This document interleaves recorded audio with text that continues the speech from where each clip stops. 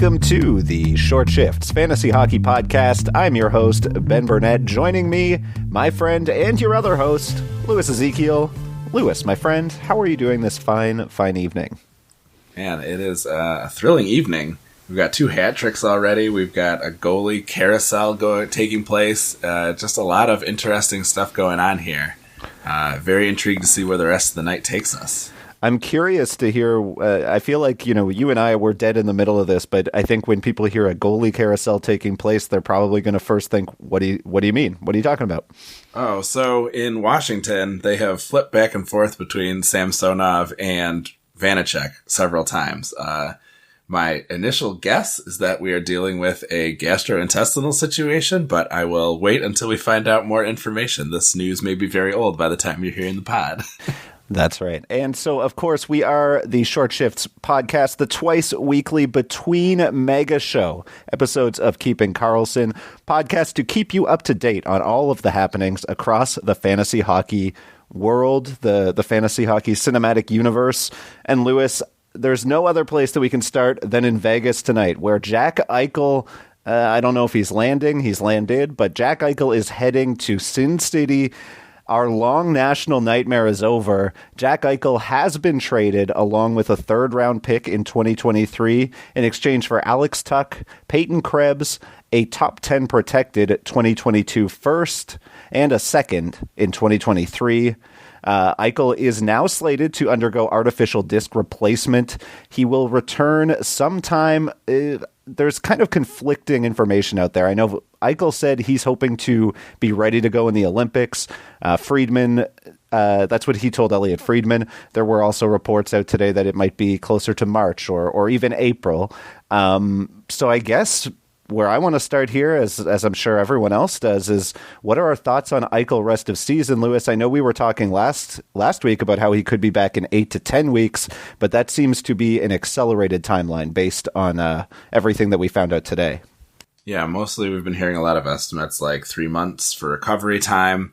What I think is going to be interesting to sort of follow will be, which of these timelines is kind of more accurate. When I was making my guess, when we talked last time, I was thinking, I wasn't expecting the trade to come along quite so fast. Obviously, maybe that accelerates things a little bit. And, who knows? Hockey players are tough. They can recover fast. But with a neck thing, you got to figure they'll want to take it slow. I'm very curious about this Olympics idea because you have to imagine that Eichel would have cleared that with Vegas before sort of, this next sort of step, like made it clear that he was hoping to play in the Olympics and hopefully got the okay.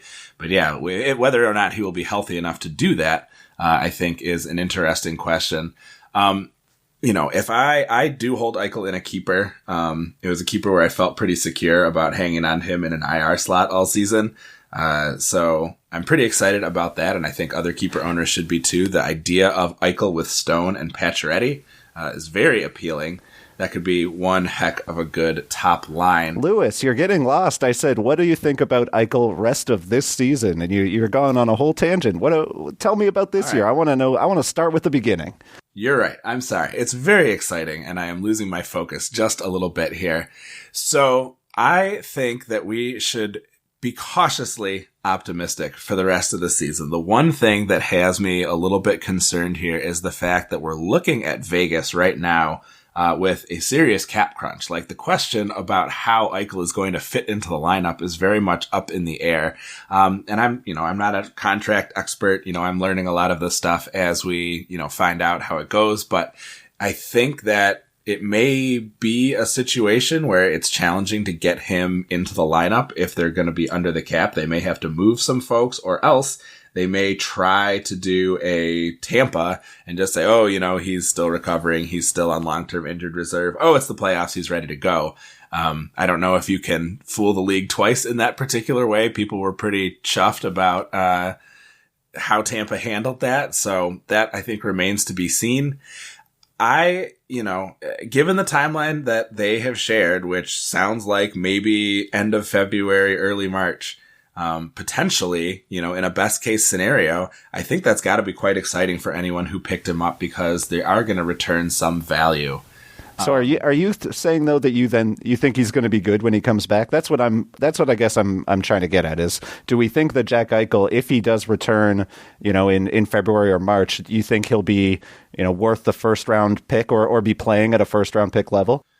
That's a really good question. It sounds like he has been skating and keeping up his workout routine, which obviously is the kind of thing that you want to hear. So I like to see that. I don't think he's forgotten how to play hockey. So I don't know if he's going to be, a top 14 player like that first round pick would indicate. But I think that he has the potential to be on a line with extremely skilled teammates on a power play that has really struggled, but has never really been at full strength so far this season. So yeah, I think that he could be in the, if things turn out well in a best case scenario here, I think he could be a really outstanding, late season addition if he gets in during the regular season, which is what counts for fantasy. So I do think, if it comes down to what the cap hit is, I don't think I'm that worried about them trying to fit Eichel in, because if you're Vegas, you have Stanley Cup aspirations, you're not trying to get him to find his legs first time playing hockey in like 18 months. You're not trying to throw him in the middle of the playoffs and be like, all right, figure out your chemistry, let's go from here. I think that if anything, they're going to go out of their way to find the cap space to get him in. I could see them even holding out a Mark Stone, who apparently has been having some back issues. I could see him missing more time if it came down to having to decide who to get in the lineup. Because if you're Pete DeBoer, if you're the Vegas Golden Knights, then your number one goal heading into the playoffs, assuming you can make it, which I cast some doubt on the Tuesday night show. I'm not feeling incredibly optimistic about Vegas, but I definitely am a little bit nervous about Jack Eichel if I'm Vegas, because I need to make sure that that's our shot, right? That's the ceiling. That's our rocket ship shooting off towards the finals, and I've got to hope that Jack Eichel is ready to play once the playoffs hit. So I wouldn't be too worried about him getting held out long term. I definitely would be wondering, or I definitely am wondering, who they're going to have to cut, who will be the cap casualty. If I'm looking at this team, and there's been a lot of folks, it's basically just guaranteed. Everyone's like, wow, can't wait to see Stone, Pacioretty, and Eichel. And I think that's obviously an exciting concept. Like, it sounds like an Olympic team line. Like it's an incredibly talented line. But if I were coaching Vegas, I actually would not really be trying to put out that death lineup, that like Golden State Warriors level, like top three forwards in the division level lineup. I would instead, I'm looking at this team. I see Chandler Stevenson on this line with Pacioretty and Stone, and they're getting incredible performances out of those two superstars. They're already one of the top 5 lines in the league. And I think that one thing that people a fallacy that tends to pop up is that people see a line like this. Let me use the example of Taylor Hall. Taylor Hall wins an MVP, and then a couple of tough years, he gets traded to Arizona. Nothing really pops off there. And then he signs with Buffalo in the offseason. And everyone thinks, all right, well, Taylor Hall, 95-point guy. Jack Eichel, 100-point guy. You put these guys together, 115 points it could be. And I just don't know how high the ceiling can be. How many points could Stone and Pacioretty really get? I mean, they're already getting like 60 to 65% expected goals for. If I'm Vegas, I'm looking at my lineup and saying Chandler Stevenson is already doing so much, is already doing well beyond what my expectations were as the center of that top line. I would instead be putting Eichel between Marchessault and Riley Smith and trying to get two lines that are equally dangerous. And I think that we've really seen a guy like Jonathan Marchessault, a guy we know is a star in the league. His production has really slowed down over the last few years. Carlson and Riley Smith have not really hit the heights that they did in Vegas's inaugural season. So I know that everyone's all excited about this, this Olympics level line, but I want to see Jack Eichel on line 2. I think you keep that top line together. That's just me, though. Interesting. A spread the wealth guy. We saw Alex Pietrangelo come out and say, I think it was a very team first statement, we're very excited to have Jack here. We don't know where he'll slot into the lineup exactly. We've been getting so much from Chandler and Nicholas Waugh, and that's, I thought it was an interesting little statement. I don't know. It'll be interesting to see how it goes. I think in either case, obviously, it's going to be a nice upgrade from what he was dealing with in Buffalo. And one thing that is maybe getting overlooked somewhat is I'm just really glad that Eichel is going to be able to get the surgery of his choice, which he believes will provide him better quality of life during and after his career. And he's just been kind of hanging out like in pain for months trying to get the surgery that he wants. And I think that really stinks. And I'm pleased that he's going to, be on the road to recovery sooner rather than later. I think that's excellent. Yeah, it's really nice to see. I really don't understand that move from the Pegula side of things. Anyway, but let's jump over to Buffalo, actually, because I do think there's some interesting ramifications here. We see Peyton Krebs and Alex Tuch heading over to Buffalo. Krebs immediately sent down to Rochester. Kevin Adams says he wants to be patient with the very recent first-round pick, so we don't see any immediate reinforcements for the Sabres. Darren Dreger reported today that Tuch could be back in about a month or a little more.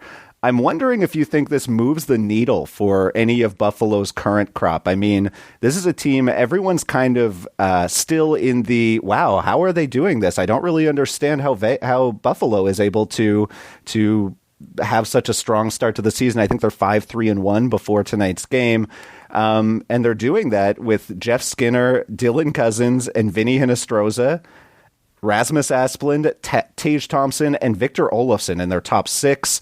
They are expecting Casey Middlesix back soon, and Victor Olofsson's been injured. I'm just curious, Donnie Meatballs, Don Granato, has this team rocking an above 50% expected goals for percentage. Do we think that Alex Tuch makes a splash on this team? So, first off, I think we also maybe should have a little bit of caution because I also heard some people saying Tuch could be as long as after the Olympic break. So it does seem like opinions are kind of split on that. Was that today? That's what I saw today. Oh, wow. Spots, but okay. I may be mistaken. I could double check. But at any rate, it may be a bit of a slower return than maybe we think. But I look at that lineup and Hinostroza seems like someone who could potentially move down. I know what you're saying with a, if it ain't broke, don't fix it. But a month is quite a long time. I think we could see, some of this start to catch up with Buffalo. How many seasons have we seen Buffalo come out really strong and then fade as things go on? So, I'm not really buying this so much. I think I'm looking to see, if there's anything that seems like they could get a boost from having Tuch in that top six. And maybe, I look at the power play and maybe Asplund is a guy who could be moved down potentially. Hinostroza at even strength. Could be places where Tuch ends up. Ooh, I like Rasmus Asplund quite a bit. I'm not a Hinostroza guy, and I really don't like Tage Thompson. So those are the guys that I would want to be moving down, especially when Middlestat comes back and can take over in the middle of Olofsson and Asplund. But Alex Tuch is a guy who I've always really liked in Vegas. He's like an incredible, I think I've said this on the pod before, but he's like one of those guys who, when you put him in the bottom six, he can just create offense on his own. And what a perfect spot for him to go on a team where there's no one else to produce offense. So not only is he going to get that opportunity, he's going to be put in the situation where he's going to be able to drive a line. He reminds me a bit of an Anthony Mantha, where hopefully he'll lock down some of the deployment that we could see the point totals start to tick up on. But overall, I am excited to see where Alex Tuch fits in. I'm disappointed to hear that there's conflicting reports and that he might be out a bit longer than was originally anticipated. The way you describe that move to Buffalo, it almost sounds like a monkey's paw wish that he made. Like, oh, I wish I could be on a team where I could really carry some offense. And they're like, all right, we'll take you where there's no offense, whatever, to be found. Talking about the return in general, I think it's fine. There was a lot of underwhelmed reaction online. I think a lot of that may have been a result of a now widely discredited Calgary offer that may have altered people's expectations. Folks saying, oh, well, why would you take Krebs when you could have had Matty Tkachuk? And folks are denying that was ever on the table. Who knows? Everybody's got, PR people whispering in their ears. So whether it was for real or not really is kind of unknown. But talking about Krebs, Dabra Prospects has him as a guy with, the potential for 85-point upside. Cam Robinson on Twitter @hockey_Robinson, a great prospect follow, calls him an A prospect on the cusp of big things. So, I think it's good for them to get a player like that. Maybe it's a good idea to, keep him out of, off of the team at the NHL level for right now, especially if things might, if it ain't broke, don't fix it. And if things do go haywire, that might not be the best situation to kind of bring him up. Although I did see also, Mike Clifford, Slim Cliffy, who co-hosted the Tier 1 auction draft, was talking about, wouldn't you be a little bit concerned if the first thing you do with the crown jewel of your, mega player trade immediately gets sent down? So there's certainly some people who are worried. The first round pick was expected. We talked about Tuck already. The one thing that kind of stands out is that Dave Pagnotta on Twitter said that the deal was very similar to one that was tabled in the summer. I just find it a bit unfortunate that they couldn't make that happen, that, probably Buffalo is holding out to try to get a better offer. Eichel could have gotten the care he wanted sooner. He could, especially if this was going to be the return, he could potentially be playing right now, if things had gone a little bit differently. But, a decent return for Buffalo, that I think was, opinions were affected by some potentially inaccurate information. They brought back some quality pieces from a very disgruntled player. Maybe they shouldn't have, made him so disgruntled in the first place with this battle over his neck injury, but that's where they found themselves, and they're trying to make the best of a bad situation. And I think both teams ultimately will benefit. All right, Lewis, we're going to take a quick break. When we come back, we're going to talk about an injury in Nashville and a power play genius in Colorado. You're listening to Short Shifts. Welcome back to Short Shifts. Lewis, why don't you take us down to Nashville? All right, well, this was one that nobody likes to see. Philip Forsberg is week to week with an upper body injury. He's going to go to IR and keep him out for at least that period, and then we'll kind of see how things go from there. This feels like one of those hurts everybody injury. But, it's worth pointing out, Luke Kunin was the guy who got onto the top line with Duchesne and Granlund on that line that has been doing some nice things for Nashville so far this season, sometimes Granlund swapping with Johansson. They drove play to the tune of 58% of shot attempts while they were on the ice, though they were outscored 2-1 in that time.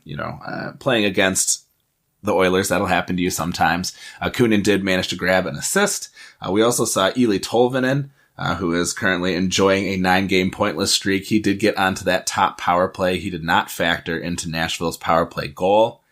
I'm not super interested in either of them, but it obviously is an improvement. And if you're in a deep league where somebody getting top line minutes or top power play deployment, is a rare find, you might think about grabbing them. If you're in a hits league, we saw Kunin provide 5 and Tolvanen 6. Those were season highs for both, so I wouldn't expect that kind of production.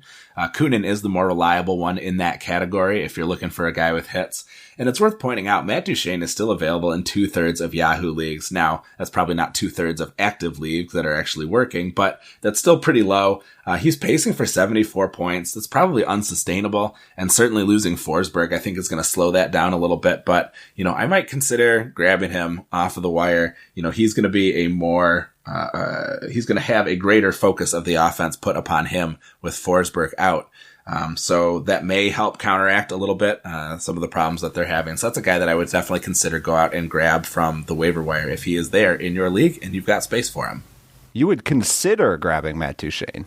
Well, I did grab Matt Duchesne. I mean, I'm saying that I feel like you're couching a lot of your. Now, I don't know why you're hedging your bets a bit tonight. It's like Matt Duchesne is a guy who's on pace for 74 points, shooting 3.5 shots per game, and he's playing almost 20 minutes a night, including the highest percentage of power play time that he's seen since he was in Ottawa. If Matt Duchesne is on your waiver wire, I think that it might be pause the pod at this point. Hey, all right. Well, I love the enthusiasm. I don't want to always have it be talk about my team kind of thing. So I think sometimes when I'm talking about players that I own or that I've picked up, I do hedge a little bit. So I appreciate the Duchesne enthusiasm. And I agree. Go out and get him. He's in a prime spot. And hey, if Forsberg's only out a week or two, he's going to have a very reliable line mate coming back as well. I feel like week to week, we could probably expect Forsberg 2 to 4 weeks, right? Like that seems like a much more realistic timeline. Anyway, I'm going to hop over to New Jersey. We'll talk about Dougie Hamilton, who appears to be day-to-day,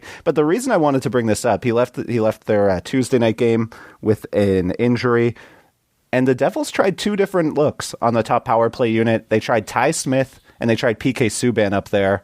I personally would much rather see Ty Smith get that shot, and I think that he offers an interesting upside, at least. I think that PK Subban, I think we can admit PK Subban, his best days are behind him. But I'm curious to see, and I'm keeping my eye on the New Jersey Devils practice lines tomorrow, because I think Ty Smith might be a really interesting stream while Dougie Hamilton is out of action. All right. Well, speaking of, formerly moribund offenses that have gotten real exciting lately, I want to go to Anaheim. This was a team that really went off right after we finished recording on Tuesday. So we didn't have the chance to kind of get to talk about how exciting they were. But over the last 4 games, this new line 1 in Anaheim, Ryan Getzlaf with a goal, 5 assists, and 13 shots in the last 4 games. He went up 18% on Yahoo today. Troy Terry with 5 goals, 0 assists, 11 shots in the last 4 games, up 31% in Yahoo. And Adam Henrique, 3 goals, 2 assists, and 15 shots over the last 4 games, up 38% ownership in Yahoo. Are the Ducks fun again? I really didn't see this kind of offensive excitement coming from Anaheim. So it's really cool to see, these two kind of cagey vets and the exciting youngster really making some progress. I know a lot of people hope to see Zegras maybe take on this role, but he's mostly just been kind of getting beat up over the last few games. Anyway, look, Terry especially is going to cool off. He's got 100% points participation, which is not super surprising when you're scoring all the goals. But that will fall over the course of the season. He won't keep shooting 28% at even strength either. But that participation score, like I said, it's not buoyed by a bunch of secondary assists when he's scoring the goals. And I think at least as long as they are remaining hot and they have this excellent chemistry, there's no reason not to jump on these guys. I was thinking about some players who were on a bit of a cold streak here and certainly would have been drafted ahead of pretty much anybody on this list. I know Tom Wilson scored here on Thursday, and that obviously the final result is still pending. But would you consider dropping someone like a Wilson, a Buchnevich, a Hintz for one of these 3 top-line Ducks? And what is your order of preference?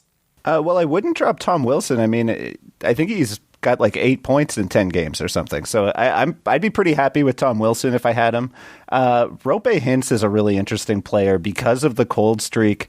He was a guy who I thought was being overdrafted everywhere. And, obviously he has been a real disappointment so far. I think it was started 9 games without a point, or 1 point through his first 9 games. But what I really like to see from Rope Hintz is that he's been over 18 minutes a game 3 of the last 4. Ever since Jason Robertson comes back, it looks like they might be leaning a bit more on that top line of Hintz, Pavelski, and Robertson that dominated last year. So I'm hopeful that we see a lot more of Rope Hintz, and if that's the case, then I'm probably holding on for now because I think that the upside is high, and I have a reason to think that there could be a bounce back. Buchnevich is a guy who I talked about in the Keeping Karlsson Discord today because people are understandably disappointed. You look at the box scores, 2 points, 6 games played, average time on ice about 14 minutes a night, huge downgrade for him, worst time on ice since his rookie season.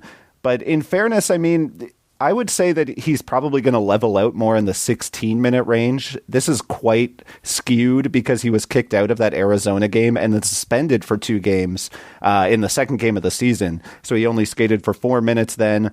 Other than that, he's only been under 15 minutes once in 5 full games. So I'm not as worried about Buchnevich as having just 2 points in his first 6 games. That doesn't super scare me. Like good players have stretches like that. It's just they're not usually right at the beginning of the season, so they don't freak us out quite as much. But I probably would drop Buchnevich for Terry or Henrique. I mean, Getzlaf is hot too, but I think that with those are the 2 guys who I just am more excited about the hot stick. I want to get those guys who are scoring goals. So Terry and Henrique, I'd probably give a stream, assuming that Buchnevich is the worst player on my roster. I'm not in a super deep league where Buchnevich is, one of my mid-level guys, and he would be my choice to stream out of the three that you mentioned. I think we got one more guy we got to talk about, a very exciting development in Colorado, although possibly temporary. Tell us a little bit about what's going on with our guy, Bowen Byram. Well, yeah, Lewis, on Tuesday, we talked about how Sam Girard was likely to get a shot on the Avalanche top power play as Cale Makar went down. And our good pal Elon even went out and added Girard to his Cacupful team sight unseen. And then we get the news from practice on Wednesday that actually Bowen Byram, recent third overall pick, is skating in the top line or the top power play spot in Makar's stead. And Bowen Byram goes off on Wednesday night, 2 goals and an assist, an incredible performance.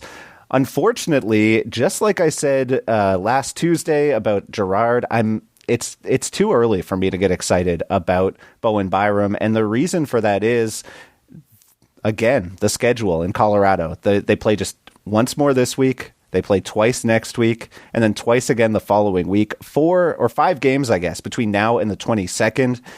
The news on Cale is that he could be back at the earliest next Thursday, which doesn't sound too promising.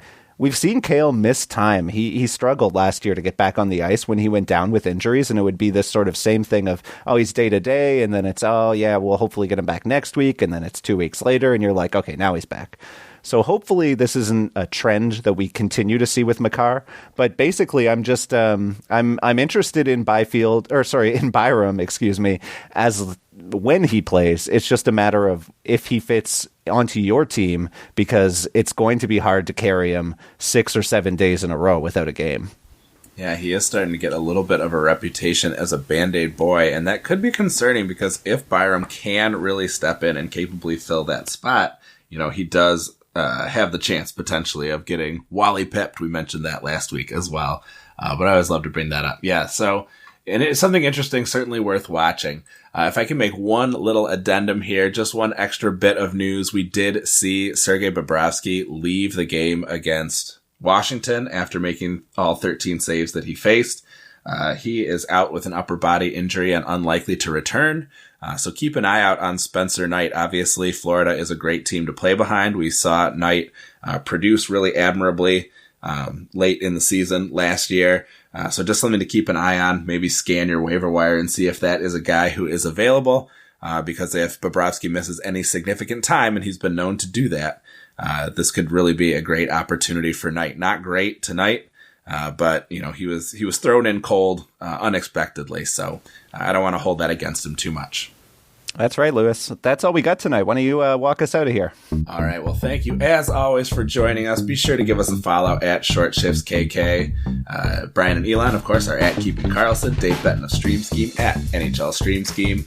Please visit and patronize the sites where we research our episodes at Yahoo, Frozen Tools, Natural, Stat Trick, and Cacupful.com. Our intro and outro music was created by Pat Roach. And until we see you next time, play smart and keep your shifts short.